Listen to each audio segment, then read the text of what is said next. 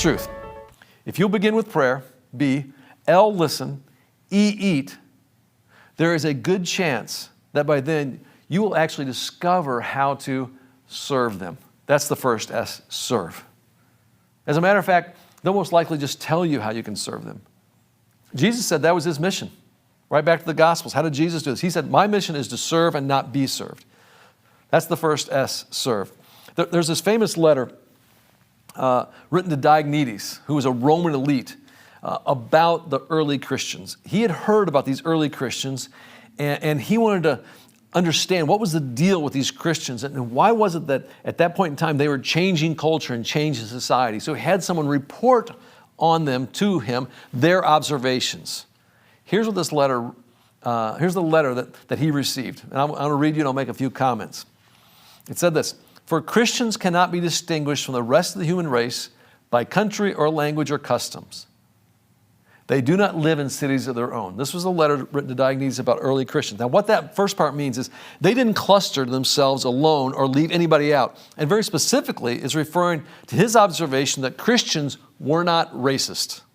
That's what he's saying. He goes on and he says, they have a share in everything as citizens. They endure everything as foreigners. They marry like everyone else, and they beget children, but they do not cast off their offspring. What does that mean? Don't cast off their offspring. Well, back then, many of the Romans only wanted baby boys. And if someone had a baby girl, it was not uncommon for them to take that baby girl into the woods and leave her there to die.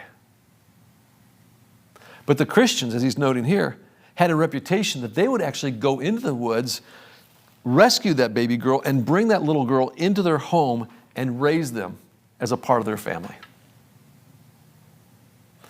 He goes on to continue describing these Christians. They share their table, where he talked about eating. They share their table with everyone, but not their marriage bed. And what he's saying here is Christians were well known for their hospitality, opening up their homes to all classes of people, but at the same time, they also had a radical commitment to their marriage partner, in contrast to the Romans, who were known to open themselves up to have sex with just about anybody, but wouldn't share a meal with someone who was outside their social equal. Then he wraps up this whole letter and he says this: it's true they are in the flesh, but they do not live according to the flesh. They busy themselves on earth, but their citizenship is in heaven.